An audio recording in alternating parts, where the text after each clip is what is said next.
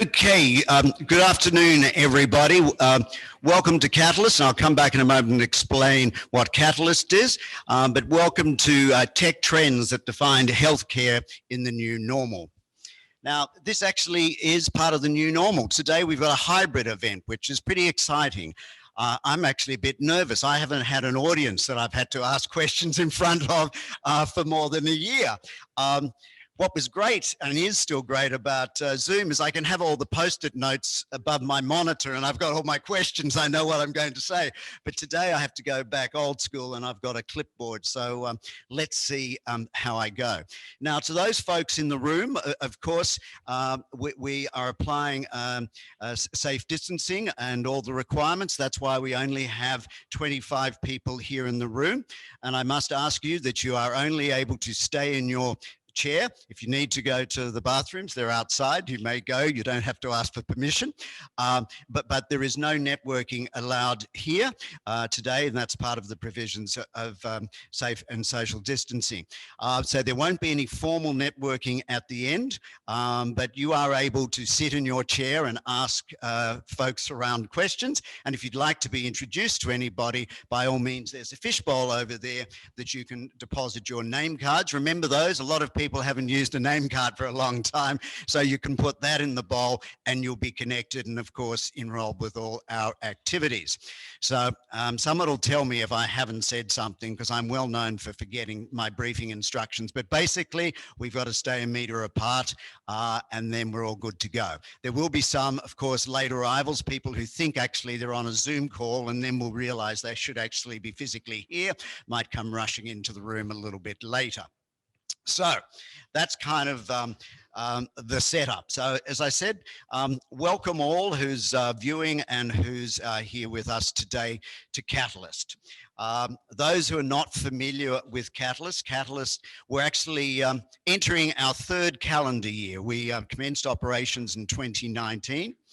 Catalyst is a partnership between Aardvark Labs, and I can see two of the founders of Aardvark Labs there, our good friends, Dr. Irina Doberman and likewise, God, like Wang. How many times have I said your name and I just fell over it? Isn't that funny?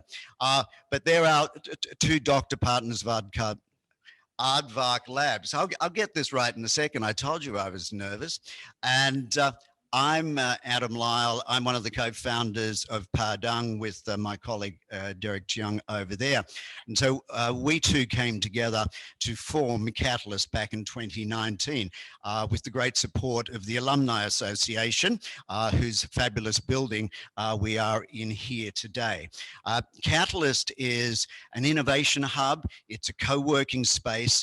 And what's really exciting about it, it is the intersection of clinicians and startups. And I think what a lot of us have found over time, that there might be two groups and we're not quite together enough. But what we want from this space, from this hub, is the energy of both sides of the house, of clinicians, of startups, to come together, to test ideas, to build ideas, to take advantage of the great money that's sitting near me in the room, to support their businesses, to grow their startups to true scale-ups that can make major impact. So we're very pleased to have virtually a full house. We've got great support from the startups that have been here and have stayed with us during the pandemic. And as you know, it's pretty easy to leave. But what's great is the community that the team has been able to build here over the last 2 years. So we're very excited about what we're doing. But now, today. So let me, without further ado, sort of introduce our panel so you know who's sitting here, and then I'll give you a sense of what we're going to do. And we do want this afternoon to be a relaxed kind of conversation. As I say, we are back in the living room, so we're going to have a bit of discussion. So on my left, Dr. Lim Jui, CEO of SGInnovate. Now, SGInnovate, I think we all know SGInnovate, owned by the government, but operates as a private company. And it's about deep tech.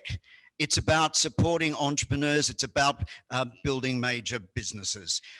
It's been around since 2016. The first CEO, Steve Leonard, who many of you would know, Jui took over last year. And his record in Singapore, I mean, he's been involved in everything, trained as a doctor, but has spent most of your life sort of kind of a bit like here at the intersection of science and innovation. So was a program director of a Singapore Stanford Biodesign program, was the CEO for 6 years or thereabouts of Intuitive at NTU, which is their innovation enterprise arm. Was on the board of Building Construction Authority. We could ask about that. I'm not quite sure how that fits in, but I think what's important is you've got somebody here that's got enormous experience across a number of areas. And so I think SGInnovate's very lucky to have you at the helm. SGInnovate's invested, I think, around 50 million or so to date, maybe a bit more than that, 80 portfolio companies, and obviously is one of the places that you want to go for deep tech in Singapore. Next to Jui is Huang Shao-Ning, partner and chief angel of AngelCentral. Apart from many other things over the years, but AngelCentral's been around since about 2016. You've trained over, I think, 300 angels. Currently, you've got about 140 active investing angels. So it's also, and that's what's exciting about this afternoon, is that we've got a great mix of different investors. Now, just a little bit of your history. What I know, you described yourself as a bit of a process control freak, and that's, you blame that on your years as at internal audit with IBM, and I can understand how that might have that sort of effect on you. But you're a founder partner at Entrepreneur First. And I think what's interesting with AngelCentral is actually the volume of reviews you do a year. You said to me yesterday that you do somewhere between 600 and 700 proposals that you review a year. I mean, that's a huge volume that you and your colleagues are going through. Interestingly, you did mention it has dropped off a bit last year, and I guess just part of the reason that it's not so easy to sit down with people might be one of those reasons. So very pleased to have you here giving a different perspective.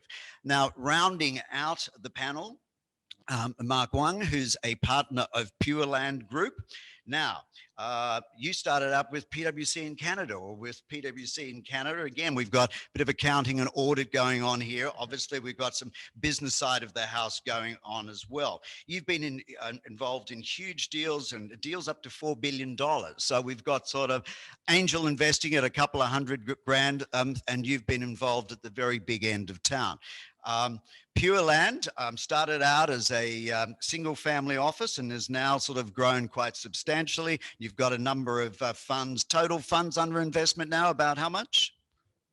More than 100 million. More than 90 million, right. So again, more money, and you're investing, and I think, again, interestingly, in patient care systems, in a sense, in hospitals. So the systems and the machinery, the equipment, the solutions that provide patient care. So we've got angel investing, is slightly different. We've got deep tech. So there's a nice sort of balance of activities here. So what are we going to do this afternoon? I'm going to give each of the speakers a chance, a little bit of personal reflection of what they've seen over the last year, through their lenses of the particular investment thesis that they have, what they've liked, what they haven't liked, what's impressed them. Because I think we all know last year, I mean, I often try to paraphrase Tale of Two Cities, the best of times, the worst of times. It's a bit hard to say the best of times last year. It certainly was some of the worst of times, but I do think we've seen the best in people. And I think that's really, you know, one of the biggest lessons from, you know, frontline staff who literally were putting their lives on the line, to people that pivoted their businesses overnight.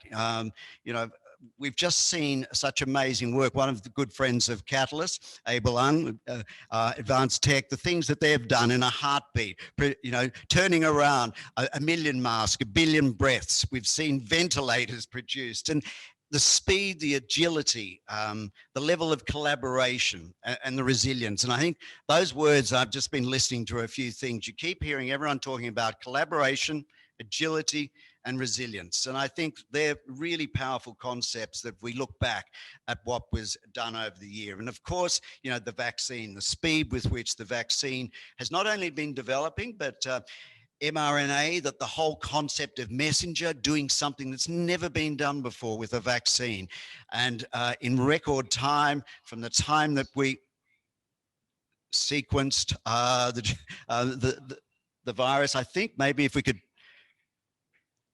just turn off our handphones, that'd be great.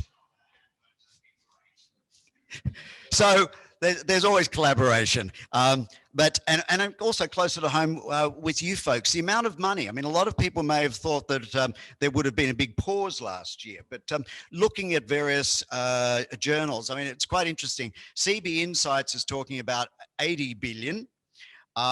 Startup Health has got another number, which is a subset of that, just focused on innovation. They were talking about 20 billion. But each of those numbers was talking about 40 and 50% increases year on year.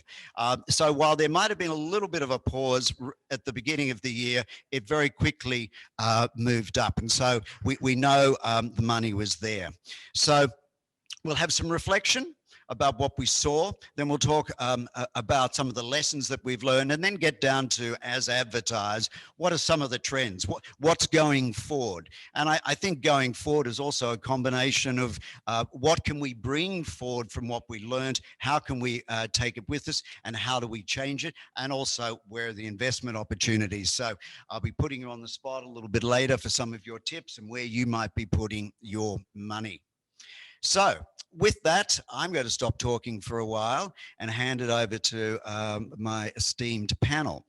So, Jui, I'd also like to, given that you represent the deep tech part of town, I'm sort of going to refer to you as Dr. Deep Tech, if I may. And I think that perhaps before I ask you what you've seen over the last 12 months, maybe if you could perhaps unpack deep tech for us, because I think I can see 20 different thought bubbles over their heads here. Everyone's got a different view of what deep tech is. And I guess as you're running SGInnovate, what's deep tech to you? And perhaps today, because I think it is something that has perhaps evolved a little bit over the last couple of years. So over to you. Yeah, no, thanks for that. This is the elephant in the room. I think it's useful to get this out of the way. My definition of deep tech is any technology that demands a high degree of specialization at the point of invention and at the point of practice. Yeah. In working terms, for us as investors, it translates into technologies that have arisen from relatively recent research. I say relatively because the life cycle of ICT technology is obviously very different from biotech technology. So relatively recent research with the potential for intellectual property protection. That would be our sort of working approach to deep tech. This represents a shift because, as you know, in the early years of SGInnovate, we were focusing primarily on digital deep tech, right? Machine learning, AI, big data. So going forward, we're gonna start looking at other areas of deep tech. Okay. Great. Now, it's always good to get a definition out there and then we sort of know what we're talking about. Although today, of course, we're not just focusing on deep tech, but I just wanted to take the opportunity as I've got you in the hot seat. Now, perhaps if I could ask you just sort of what you've, in a minute or two, what you've witnessed, what's perhaps impressed you, what's surprised you in terms of both, some of the technology advances and the opportunities, and maybe some of the things that have disappointed you over the last 12 months when we're looking at health tech and med tech. Wow. Okay. But you've only got 2 minutes, so don't worry too much. Well, in a way, you've covered most of them in your sort of preamble. Breathtaking. I mean, speed with the vaccines. What's really one of the more uplifting phenomena has been, the global scientific intelligentsia. Our ability to transcend divisions caused by race, class, and political boundaries. None of this would have happened if scientists across the world were not prepared to work with one another in spite of the obstacles. So that was, like you said, in a bad situation, that's one of the best moments, right? Surprising, you also touched on, caught us by surprise. We did not expect investment interest to have risen, and it did. Now, to be fair, it's not across the board. Right. Yeah. Certainly within our portfolio, anything that had to do with health benefited. Anything that had to do with advanced materials benefited. But outside of that, we did see, we were able to close significant deals in, surprisingly, quantum. Right? And equally surprising were the offers by people from the private sector who wanted to invest in us or with us. So that was surprising. And just on that for a second, is that because that they needed the confidence and to be led by you? As you guys have really got the lens on what's happening. I think so. I mean, I can't take credit. We have a great investment team. I take no credit for it because I only joined in May. I inherited a great team from Steve, my predecessor, and we have a team. Everyone thinks that if you want to be in deep tech, you got to have an army of specialists. But what my colleague Xian Hui, who runs our investment team, has done actually is to have a team of generalists, but smart young people who are able to look at, because with new technologies, the business models may be different, right? I mean, these are things that nobody has seen before at the frontier. So we want malleable, flexible, people with mental agility. Okay. Largely succeeded in doing that. Okay, maybe that's a nice segue to you, Shao-Ning. In terms of generalist here, as angel investors, AngelCentral, you said, is agnostic. So over the last 12 months for you, have you got more into health tech? Were you more interested to try because there was such a need? Or perhaps how did you view the last 12 months?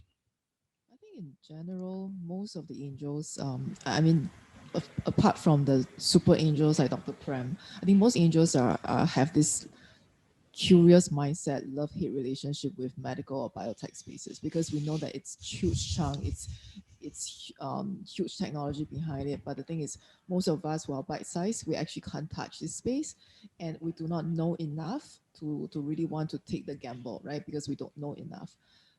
So interestingly, I would say that because of the COVID, the interest from the angels actually is spiked, and that's why we did a deep dive in Q4 that we brought on Dr. Prem, we brought on Dr. To Han Chong, we brought on Chun Ping from Immunoscope to talk about their experiences and this. So I think we had quite a fair participation for that, although it's through Zoom. The interaction was quite limited.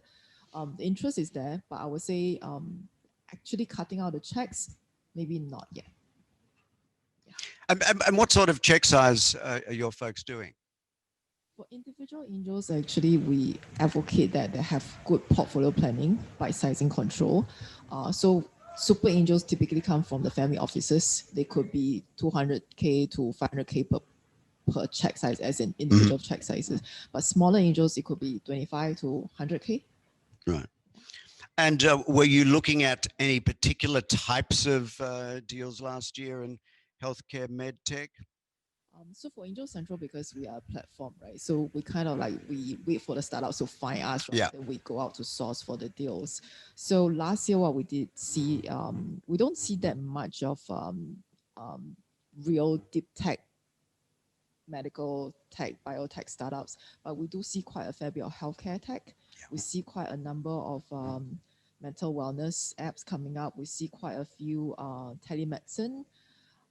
We see quite a few that was, we see one from Philippines that was to be the digital records for the oncologists in Philippines. So we see more of the SaaS play. We see more of the digital play that is niching into the medical space. Okay.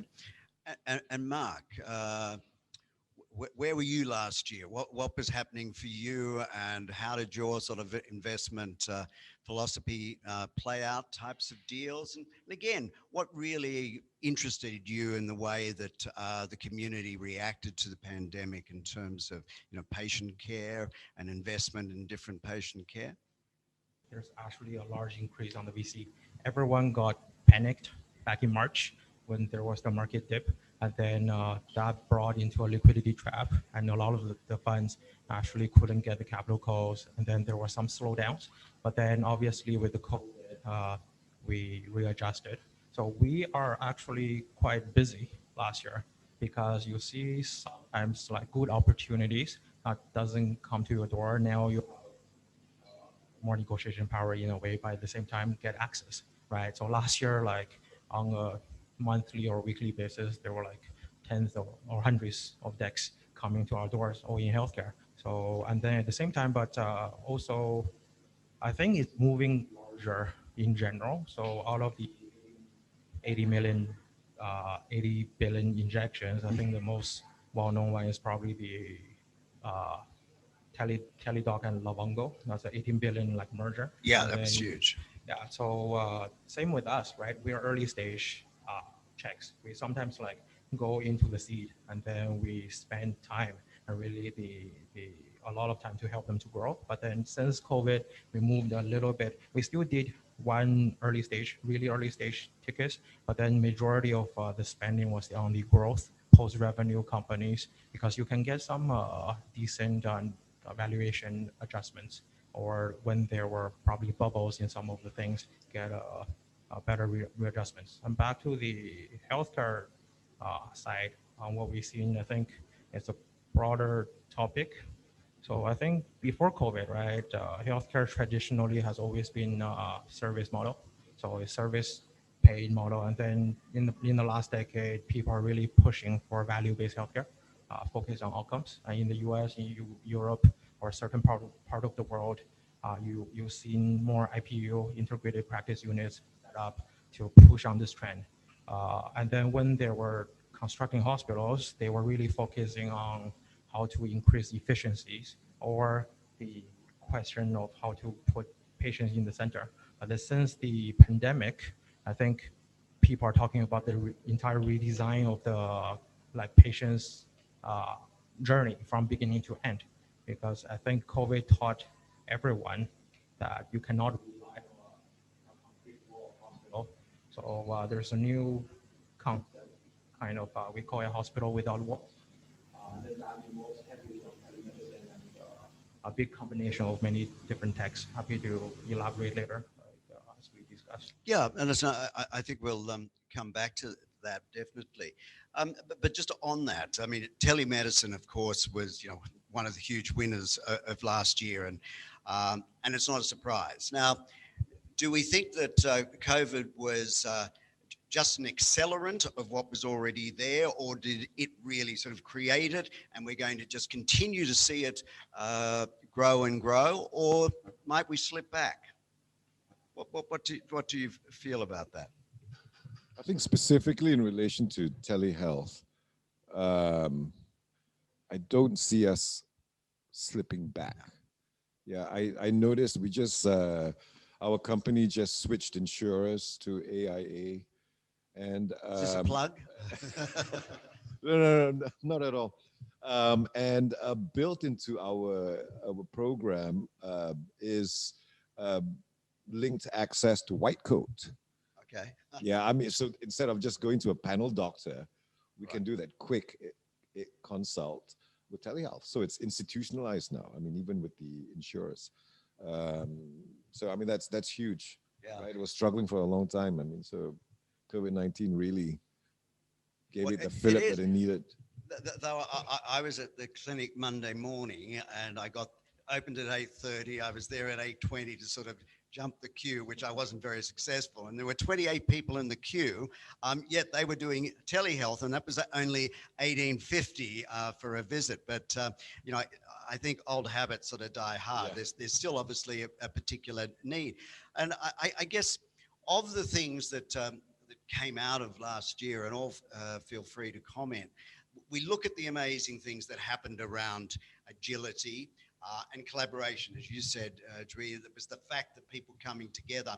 And I heard somewhere else that, this concept of wartime mindset. And I think when we saw with ventilators and factories, both here and in the US, and the way they did at the onset of the Second World War, literally within days, factories were changing production lines because we had a common enemy.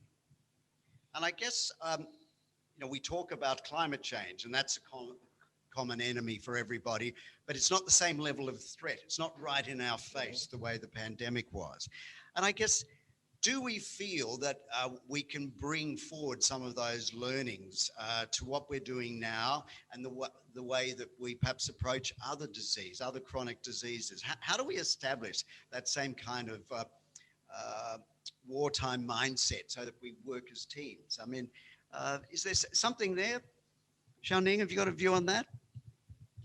I was going to share that, not from the medical field specifically, but I would say that in March, two of my startups, the founders, one from PetSnap, which is a Series D intelligence management system from Singapore that branched over to globally, and then Shopback CEO. These two CEO, when I call them, I say that, guys, what's happening? What is there anything that we can do to help the young founders to manage this better? The two of them just say that. So especially Jeffrey who was really going through COVID in China because his HQ was there, and he has a whole bunch of business changing policies that's really in place. So the two of them just say, okay, let's do a Zoom, and within 2 days I got them settled in. These are like super busy CEOs, and they just say, let's jump on a call. We just email blast, send out through our Facebook, and we had 100 plus founders who logged on to just listen to the two of them, and the two of them really, they were sharing. So Jeff actually said that, your bank account, make it last to 40 months. And I was like, 40? Because usually we just look at 12 to 18 months maximum. Yeah. And he was like, no, it's bad, it's 40. Right. And then Shopback was, it's not so bad for us, but we are 36.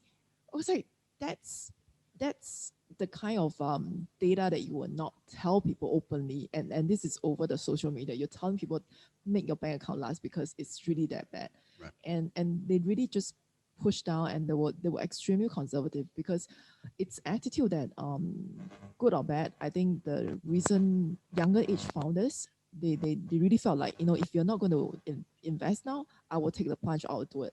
But these are the two founders telling you this is the time to pull back. This is not the time to invest because we don't have crystal balls, we can't see yet. And they were, I personally, I was really very touched that they were so open about sharing what they are going through. And Jeff was, I can't remember if it was Henry or Jeff. They were saying that literally they couldn't sleep at night because they were really worried. Mm-hmm. And these are Series D companies. So imagine the bank account that is like 6 months bank account. They were really, really open. Yeah. So that was very touching. And I think from the tech startup point of view, I think that will be a spirit that will stay. And I will try my best to make it stay. Yeah, do you see that that's something that now people are, taking to the bank in a sense, and people are going to live by? That level of openness and coming together to solve problems? I don't know, man. What did Nietzsche say once? Human, all too human. Yeah. We will slip back, right? It's just a matter of time. I hate to sound. We gotta try. But we have to try. Yeah. Clearly. But the good news is, certain things that become institutionalized, like telehealth, yes, there's no way that's going to slip back. I just don't see that happening. Yeah. But, the ability to, the willingness to cooperate, I think, once things settle down, we're back to, the humdrum of daily life and the rat race. I don't know. I'm not entirely optimistic. Yeah. Well, who knows when we're going to be back to the daily rat race and the humdrum. I don't think it's happening anytime soon. You're right. So that we're getting used to it. But looking at some of the specific technologies that, Mark, perhaps that you saw being developed last year and sort of coming to the fore, What are some of those technologies that you feel we're going to see a lot more acceleration around? I mean, looking at devices in particular. Now, devices have been connected for a long time. They've been pumping out data. But do we, and I'm asking you all, do we not think that last year we saw greater connectivity, getting that data, because we were taking the data and using it and developing new diagnostic models to help us actually with the apps that were developed, because we were looking for different treatment protocols of, you know, when people were coming in, what steps should we be taking, listening to various people of the experience, what was working in one hospital, what different protocols. So do we think that we're now starting to see more connected machines and that data is being collected in a better and different way than perhaps it was before? Yeah, I think I'm going to start by continuing Dr. Dre's what he said. I totally agree.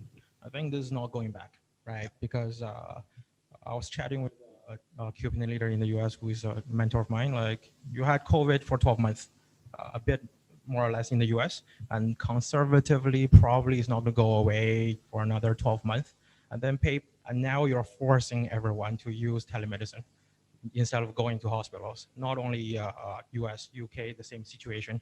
And like a year from now, you can't just go back to people saying, by the way, all of these are going to disappear, and now you have to go line up. Like, people don't accept that, right?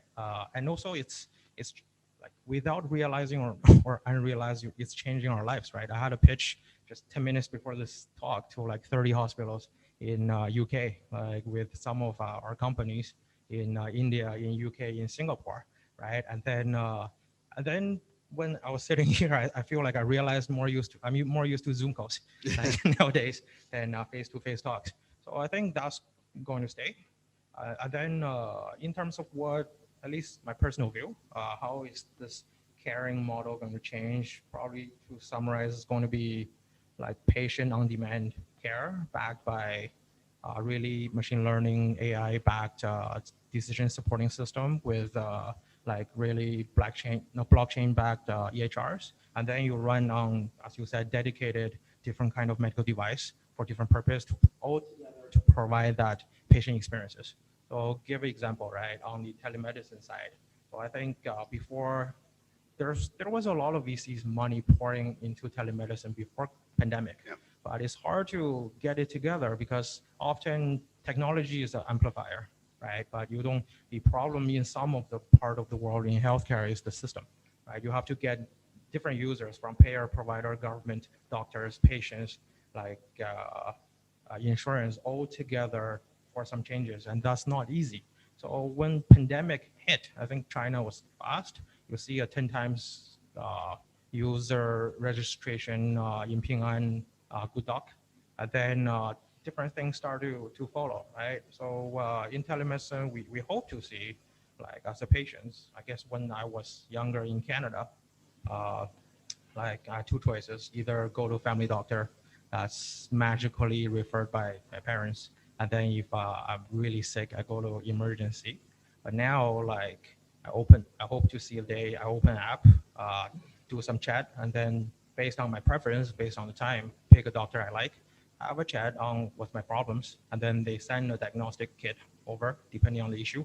I send it back, and then after all the tests, then I get all my personalized patient records, explain in plain English what does it mean to me, and then have that follow-up call with the same doctors, and then give me the medicine delivered to my house, and then like after that, I keep them updated on the treatment plans, and then once this is all done, either refer me to the specialist or stay, and then also the AI will build my health record and what does it like. How do I become healthier, right? And that's one of the companies we're working with in India. That's working with like 100 corporates on this. Right. So you start to see all of these coming together, right? And on the last points on the device, I think the issue with telemedicine sometimes is really EHR. That's one issue, and medical devices is another issue, right? So on patient records, I think electronic records are built for different purposes in the past. You have Epic. Hope this doesn't get to US. You have Epic that was designed to based on charging. was chatting with some doctors in the US, and then they said before implementing Epic and after, their life didn't get better, definitely, but their revenue increased by 40% because Epic makes sure every hour the doctors spend are charged into different code.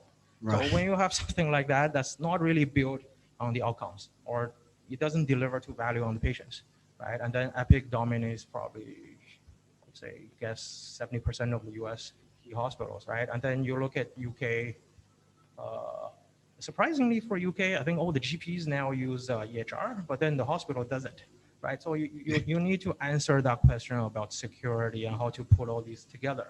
Then you can have that hospital without wall concepts. And then we got lucky, I think before COVID, we made some different investment on the remote monitoring in pregnancy, asthma, in different states. And now, at the beginning, like in leaders, they persuaded in different markets that was supporting. But after COVID started, you'll see a surge on interest. Yeah.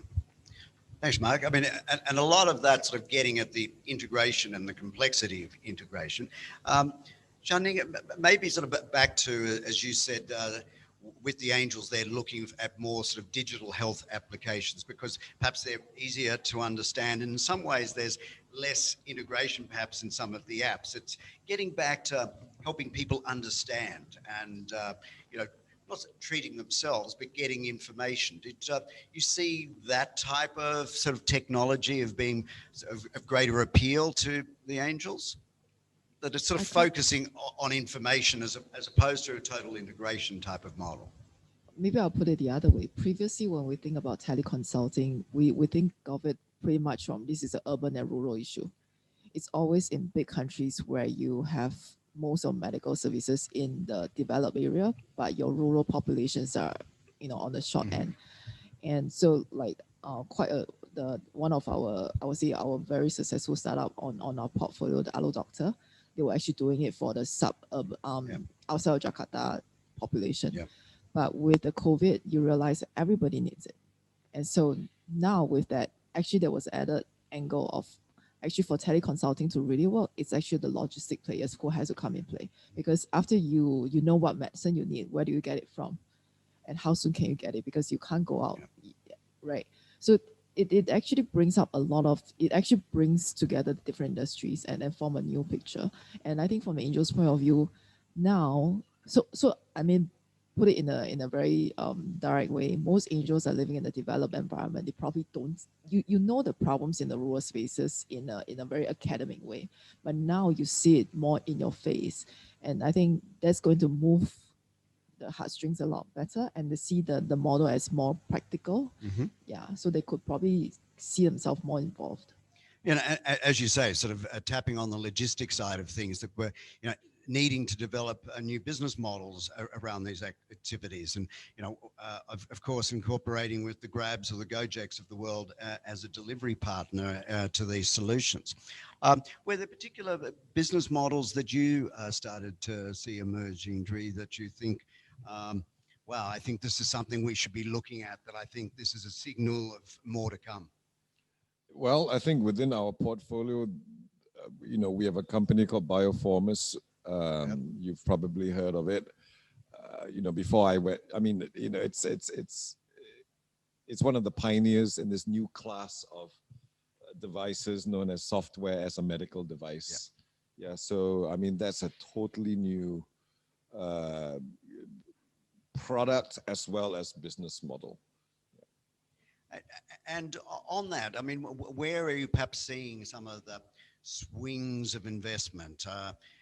We were talking about the shift between sort of biotech and medtech, that at different times, and yeah, there is a pendulum. Perhaps sort of explain the pendulum to us all of, you know, how you see it working and why it works that way.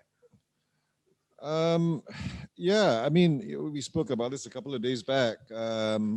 You know, right now, I think biotech's hot. I mean, it's like you rightly point out, investors, you know, it swings from drugs to diagnostics to devices.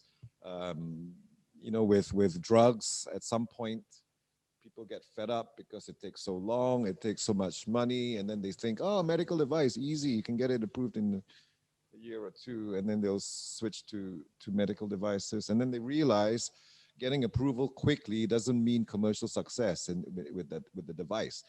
You know, with a drug, the beautiful thing about a drug is the instructions, the orders to your CEO are very simple. It's 2 words: FDA approval, and the path is well laid out.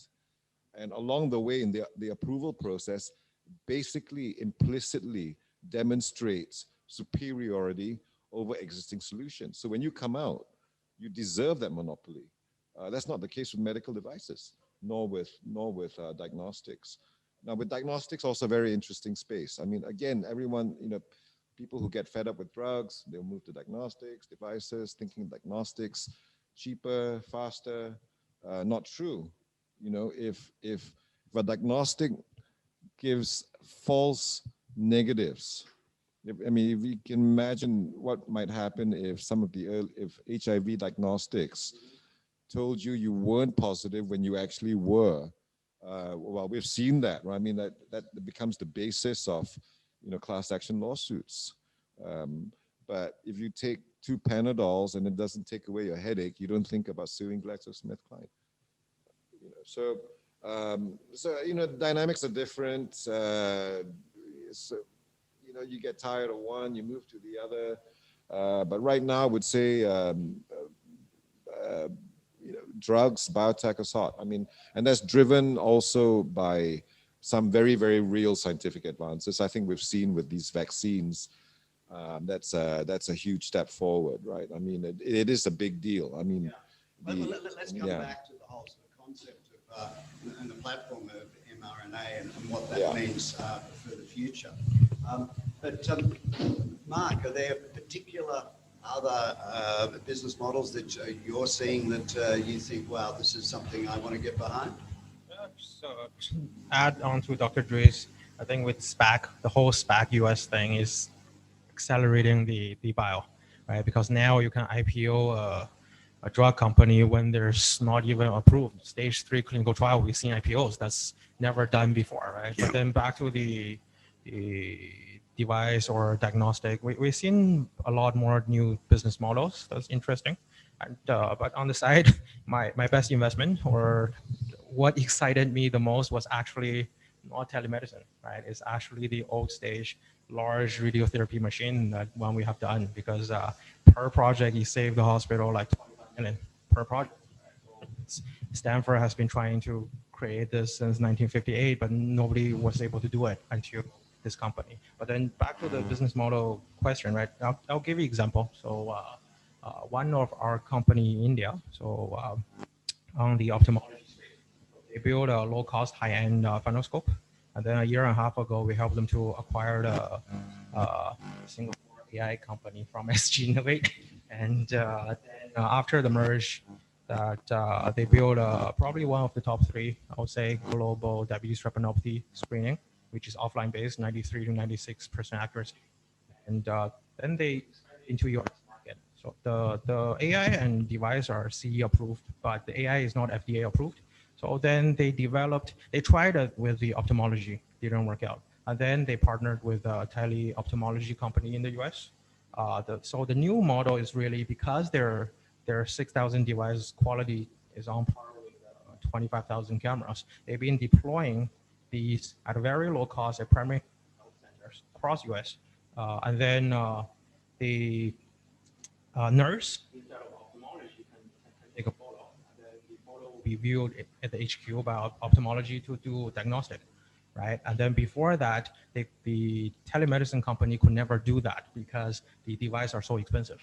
And then they signed a pilot with Walmart last year to really try to push it into primary care. Like it's always a debate when you get AI into diagnostic. What if you have false negative, all these kind of things? But then I think, like, I can argue back on the junior doctor side, there's always human errors, right? So before, when the self-driving car hit the first person, like, they probably will be the news of the world. But when a human like hit a person, then everyone ignores, right? So it's definitely a key discussion point for the regulator to how to see how this gets involved.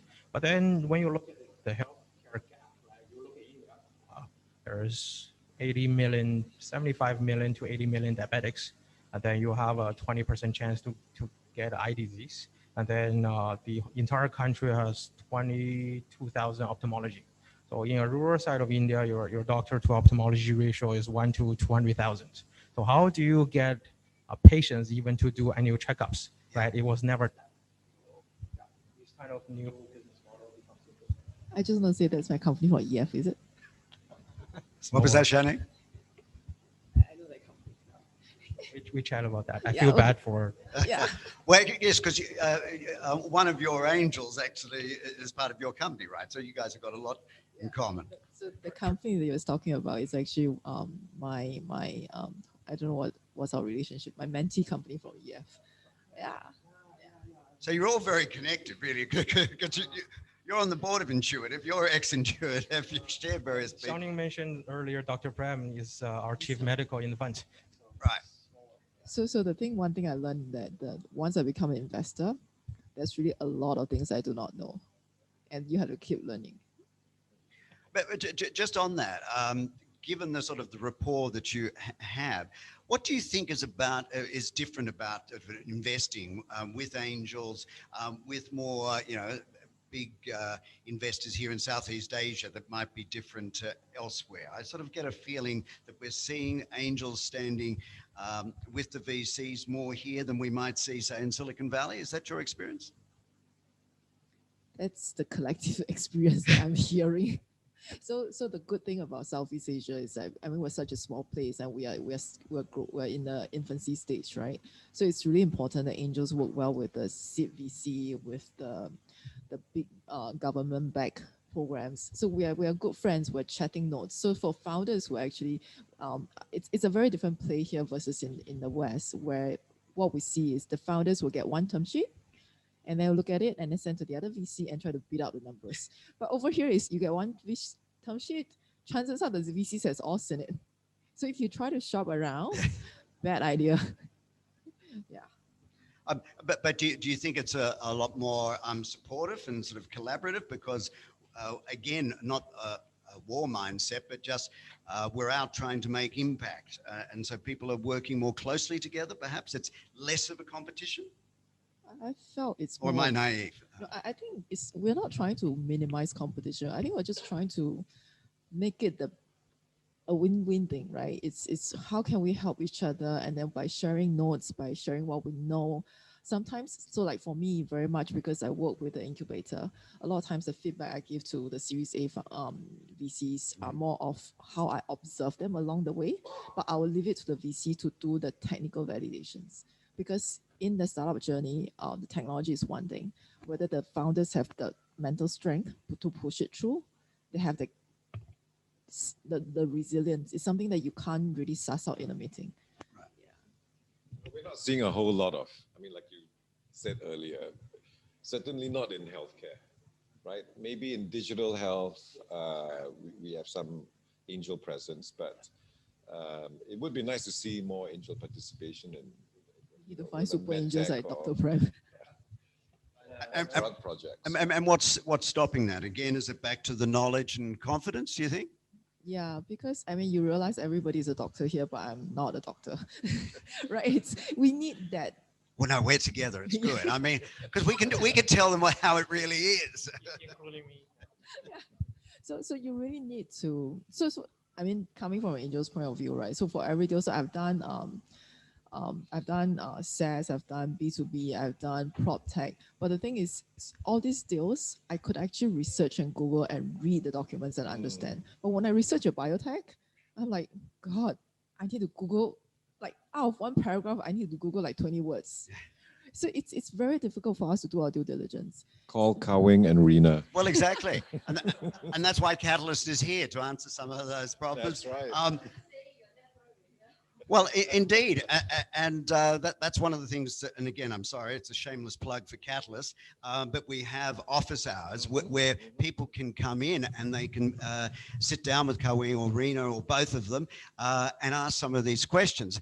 And I do think that's an interesting sort of gap that you've identified in the market, that you're bringing in a range of business expertise, that perhaps different SaaS models, and whether sort of an SGInnovate can be providing some of that extra technical level to sort of take that risk away. And the way that, you know, when we invest in groups, you know, we've got the lead, okay, they've done the due diligence and I'll follow in behind. But maybe there's something there that so that we can bring more angels into medtech and areas that are seemed, you know, perhaps a bit more difficult. Could I just chime in here? So if let's say we have doctors who are leading the medical related early stage investment, I think that will be a huge boost to the startup, because that actually will help the layman angels really get the confidence.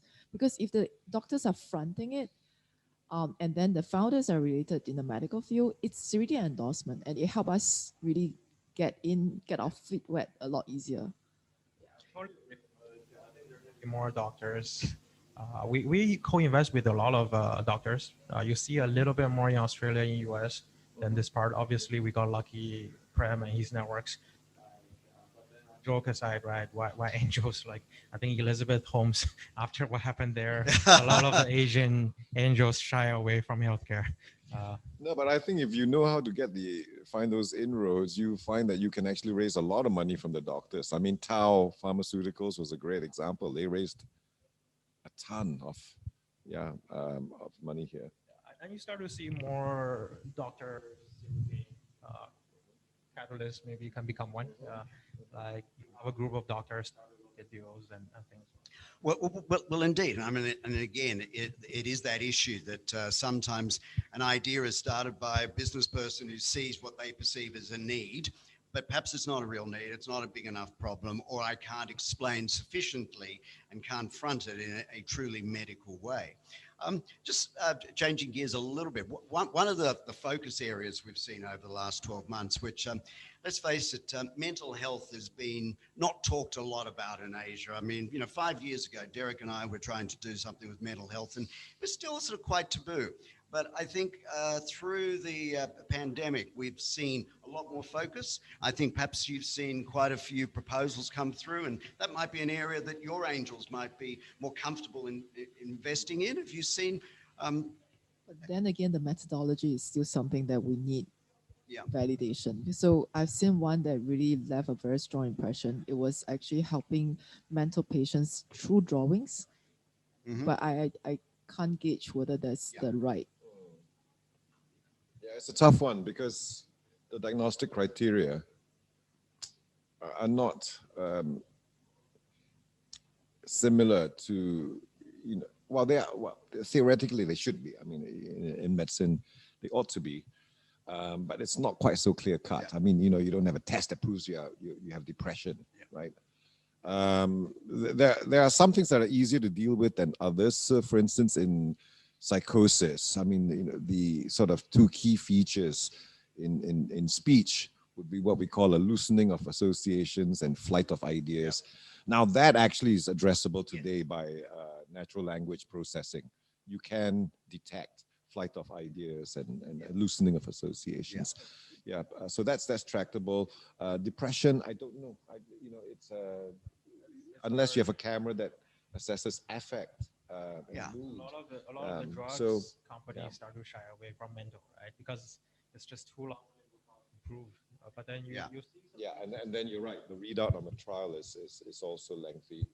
So, but I do think it's good that it's out. It's being talked about. At least we're looking at it, right? And I think that's really important in trying to get it better.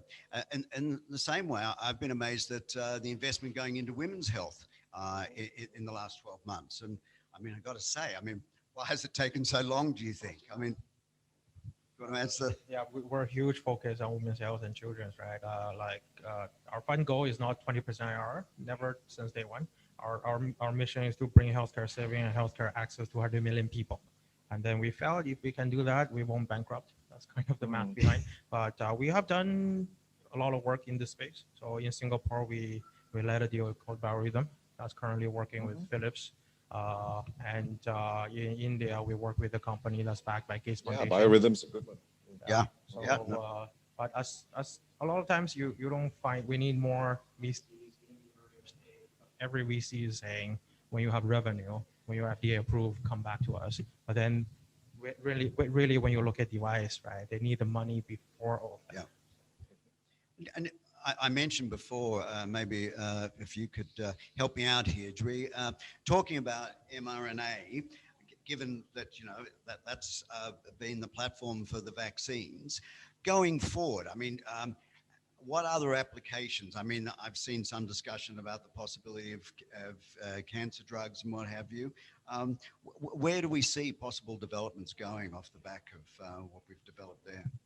Well, I think the whole space around immunotherapy for cancer vaccines generally, not restricted just to mRNA, but this whole class of adoptive cell therapies, exemplified by CAR T cells. For those of you who are not familiar, we have a very famous professor, the winner of this year's President Science and Technology Award, Dario Campagna.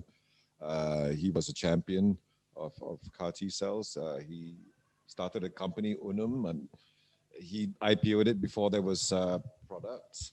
So there's a lot of excitement because, right now with chemotherapy, you're basically injecting a cytotoxic. I mean, it's going to kill all cells, not just the cancer cells, right? And now you have the possibility of truly targeted therapeutics with this whole new generation of, immunotherapy. So this is possibly also one of the reasons that's generating so much interest in biotech right now. There are some step changes, some real advances in the science at the research and translational levels. Mm-hmm. Now, I'm conscious of time, so I'm going to have to start thinking about audience questions and questions that have been sent in. But in terms of, what really do you think the tech trends that, you want to jump on board? It's not just this year. These trends are things that are going to take us through for years to come. But what are the big ones that you're seeing, Mark, that you're sort of in your top three? What's most exciting to you? And I'll ask you all what you think are the most exciting or most interesting, and then I'm going to go to audience questions. I think oncology is still one. So our best bet is actually a radiotherapy company that made a proton therapy 20 times smaller.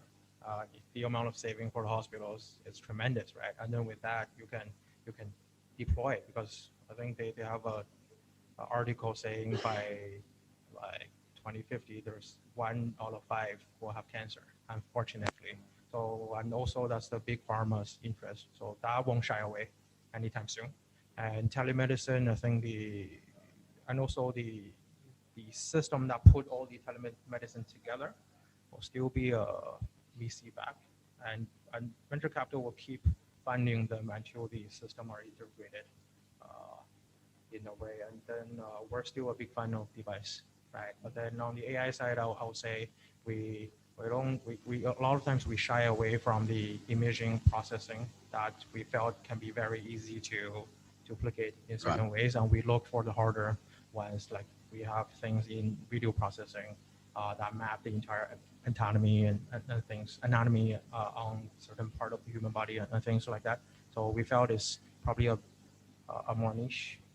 Mm-hmm. Shao-Ning, what would you be interested in, do you think? So frankly, I don't have enough views of the space, so I'll take Mark and Jui's lead into the trends. Yeah. But I would like to say what the observations we have about the medical practitioners, how they adopt technology, how the COVID forced them to make decisions a lot faster, not to hide behind processes or bureaucracies. I think that's a trend that I would like to see continuing and not to wait for, FDA usually take 10 years, maybe not 10 years, at least 3 to 5 years. But this time around with the vaccine is under 12 months. Yeah. Yes, there are risks involved, but sometimes if 100 people, you can save 90. I think that's a risk that we can afford. And so I would say that, you know, if we can adopt this behavior to make decisions faster, I think that's something that I would like to see that trend continue. Yeah. Okay. If we talk, you know, customization very often is a bad word in business. But if we want to look at what our strengths are in this country, medicine in all of its forms, we're top notch. So I think can't go wrong. And very importantly, over the last decade through the NRF, that's the National Research Foundation, fellowships, we've accumulated some of the best young assistant professors in the world into this country. Yeah. So I would say healthcare, I'm particularly bullish on biotech because we have so much talent there. We have established thought leadership in 3D printing. There's a little known fact that the two most cited professors in the world in 3D printing are actually professors from NUS and NTU. That coupled with medical device development, I think customization of stents, customization of orthopedic implants, business model needs to be refined, worked out. Nobody wants to deal with, you know, customization very much, but if that's a way to do it, I would put a bet there. Automation of swab testing. Automation. Swab bot. And within digital health, you know, we've seen some very interesting developments. We invested in a company called BotMD. I don't know if you guys are familiar with them, but you know, it kind of cuts the Gordian knot. Instead of trying to find a way for all the systems to talk to each other, they're just working on the layer above. That's been really clever. Just this afternoon, I met a lady called Dr. Sue Anto, who's the founder of Novi Therapeutics, Novi Healthcare. Trying to, again, not so much, you know, she's wary of calling it an AI company, so she's calling it an IA company, intelligent automation. But, you know, how to get, present data in an actionable way, not just for the doctors, but all of allied healthcare, nursing, the dietitians, social workers, you know, so, you know, that's on the digital side, I think these are very, very promising. Okay, thank you for that. Now, I still have some more questions, but I'm going to share it. Firstly, I'm going to ask if there's anyone on the floor that would like to ask a question. I can see a hand up. Okay, I'm going to actually do the work. Oh, I've got to get this side, but I haven't. Sorry, the unloading as I go. You'll take it over. Thanks a lot, Jonathan. That's how I've done that. Thank you very much. It's a wonderful panel, super interesting to hear all your opinions. My name is Bashar Saab. I'm the CEO and the Chief Scientist at Mobile Interactive, which is a new company here at Catalyst as of 3 weeks ago. So super happy to join you all here in lovely Singapore. There was early on in the panel, there was a nice little sort of happy discussion about how scientists have come together to really tackle the issue of COVID and the global pandemic, and I think it is remarkable. And at the same time, there was a bit of a discussion about how patient record systems are getting better as well.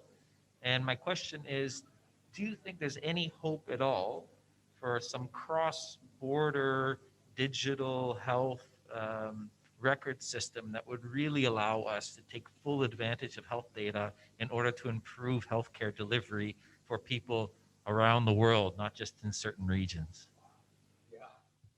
That's a tough one, man. Between PDPA and GDPR,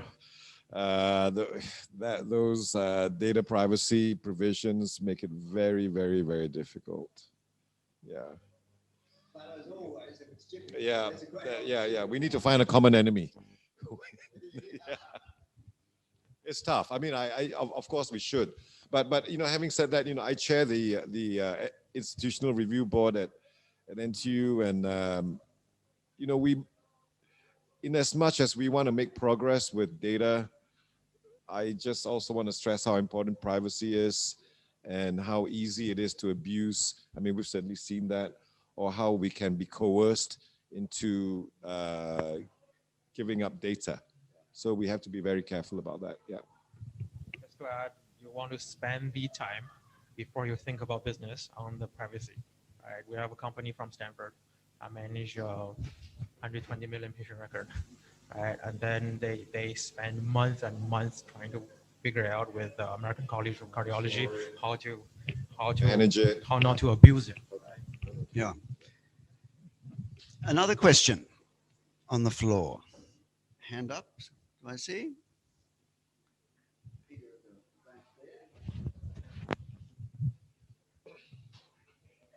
Guys, excellent discussion. Thank you, panelists.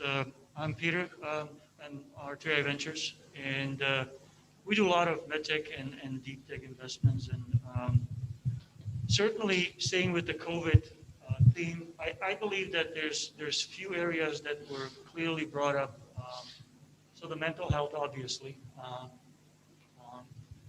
And that's just not diagnostics, it's just social network. I was just speaking to a founder yesterday that developed a social network for men that have mental problems. And men are actually an interesting group because they don't generally want to admit they have a problem. Yeah. 70% of the male are suicide or male. So we need to make progress there.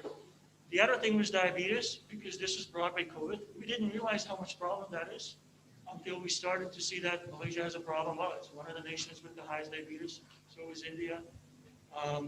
So a lot of medtech that focuses on the reversal of type 2 diabetes, for example. But I would point out one thing is that, as you mentioned, there's a lot of this moving towards the software. So there's an AI, there's robotics, there's more data and software. It makes us more exposed, and I think one high flyer these days is the cybersecurity. Yeah. I don't know if you know, I think the last week, Iranian hacked Israeli insurance company that had all the records of the government workers. They now have to change the company, but so that's, I think, important. Well, it doesn't sound like healthcare, but it is. There's going to be a lot of IoT devices. And I think one thing that everybody realizes as well is senior care. We have an aging population, and Singapore is also getting there. But a question for you is, what can we do more about bringing the research from universities and research labs and commercialize it? Because it's really less than 5% of the research is actually ever made into the product. And I think we as investors and the government should look into how to commercialize it and how to export that knowledge. Singapore's getting excellent research. And so my question is for you, what do you think could be done to increase the commercialization of the research in Singapore and globally? Well, intuitive, I think I'm going to hand that to you. It's your old job. Exactly, it's my old job. Yeah, these were the bugbears of my previous existence. But the two Achilles heels in the Singapore ecosystem anyway, in addition to capital, obviously, is talent, right? And we're talking, I think the technical talent is there. It's the leadership talent that's missing. The people who have been through the cycle of death and rebirth. I think in other, in the early days of Silicon Valley, I always say, if things turn turtle in Silicon Valley, you could move to Wyoming, buy an acre for $1, raise chicken, grow vegetables, you're fine. In Singapore, there's no escape, right? So the cost-benefit analysis, the calculus is different. So we need to help, we need to address that. That's unique to us. We are probably more similar to New York and London than no point trying to be like Silicon Valley or other innovation centers where the calculus is different. So that's one thing. So in the absence of people coming back and learning and getting better, we just have to beef up some of this training. So one of the things we're trying to do at SGInnovate is is to really beef up sort of the leadership development programs for graduate students. Yeah. And because what we would like to see, I mean, in the US, a lot of the spin-offs are led. I mean, if you look at Bob Langer's, Bob Langer spun off, what, 200 companies, and most of them are led by his graduate students. We need to beef that up somehow. I don't know what the solution is. And then, of course, we need not just capital, investment capital, but we do need a little bit of non-dilutive grant funding in the translational phases. Yeah, to take things from TRL 3 or 4, bring it up to 6. Yeah. And again, that's something that SGInnovate is trying to do. We're trying to organize venture building coalitions in different verticals, because even with our venture builders here, nobody can be an expert in everything. Yeah. And then as a subsidiary point, what I found is that actually trying to make product is difficult because we don't have a full ecosystem of manufacturing capability. So I was helping a company developing a COVID-19 diagnostic, and we had to do the reagents in one shop, the electrode in another, and the microfluidic chip in the third, and then a fourth to integrate the whole thing. I mean, so the ecosystem is immature. It's not fully developed. And that's kind of surprising in a way, because you think because we're small and concentrated, that could be a little bit easier. Shao-Ning, did you have anything you wanted to add to the translation question? I think it's the commercial talents, because the big pharmas, most of them are from the West or from Europe. We really need to translate their knowledge and experience. And, if we clone them, we'll clone them, right? We need to come up with the technology. But while we can't, we got to quickly see how to transfer that over to our younger business people. Now, I can see a couple of questions on the wall that have come up. Mark, I think number 3 is actually directed to you. Which of your investments are going via the SPAC route? Do you want to speak to SPAC or not? You don't have to. I'm just putting. It is useful to explain to everyone what SPAC is. Special Purpose Acquisition Company. It's pretty much a new vehicle, not new in the US anymore, that they put together, raise a big amount of money just for M&A purpose. So within how many months they have to buy, right? So that creates a lot of exit opportunities in terms of our portfolio company, let's see. Yeah. Yeah, because I mean, they're not new. I mean, in Australia, when I started out in finance, they were cash boxes. We used to float cash boxes back in those days, and it's the same concept. But yeah, it's really interesting in the US to see the money that's going into them. I mean, there have been some of the biggest raises in the last 12 months. It's kind of crazy stuff. Maybe just as we sort of move to closure, perhaps from both of you, we got a lot of startups on the call. Lots of people wanting to raise money. Maybe your particular, what you're looking for, but I always think that the valuable advice to hear from folks like yourself is, how should I present myself to you? Or conversely, what do a lot of people make a mistake in the way that they approach you with a proposition? What do I typically don't give you that you'd like to see from me? So what would be the advice you'd give to me if I was coming to raise money from you? Probably Shao-Ning first. So just make sure you stop me. I guess spend 2 days on this. So, well, you have 1 minute, so there you go. Okay.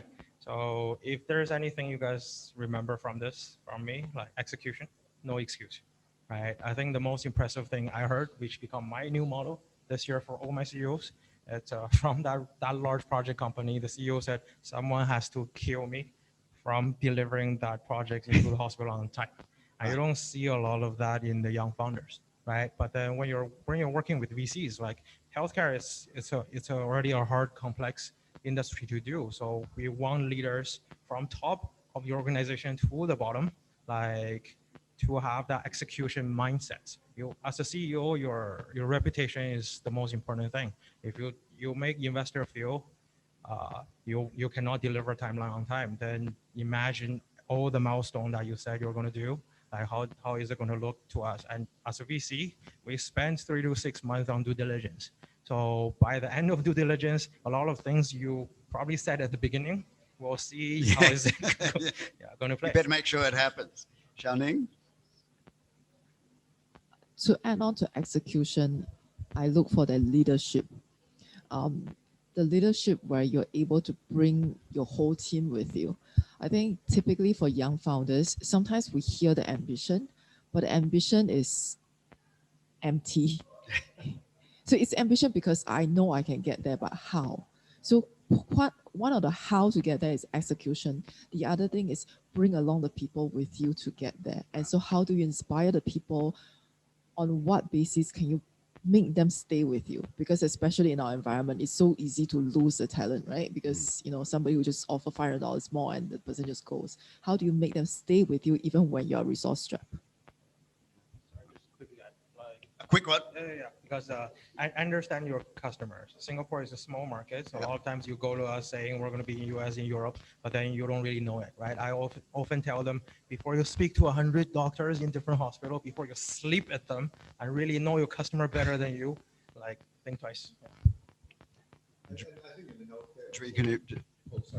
I think in healthcare, a very detailed articulation of the patient journey is very important. That's something I've learned working with US healthcare investors. I used to think, my God, we're going through this again. Yeah. How many times really matter in the customer journey. Right. But it really, you got to talk about it. You got to understand it. And then you understand where you fit in that journey and what your proposition is. Great. Okay, thank you for those three very sageful pieces of advice. Thank you all for participating this afternoon, those who are here and have turned up for our first hybrid event of 2021. We look forward to doing many more of those. And as I said before, unfortunately, the people in the room, you are not able, we're not allowed to permit you to network after we cease, but you can speak to people while seated, and you can place a name card in the bowl as you leave. Thank you all for participating, and please, those that are here, join me in thanking our fabulous panel of Huang Shao-Ning and Jui. Thank you so much.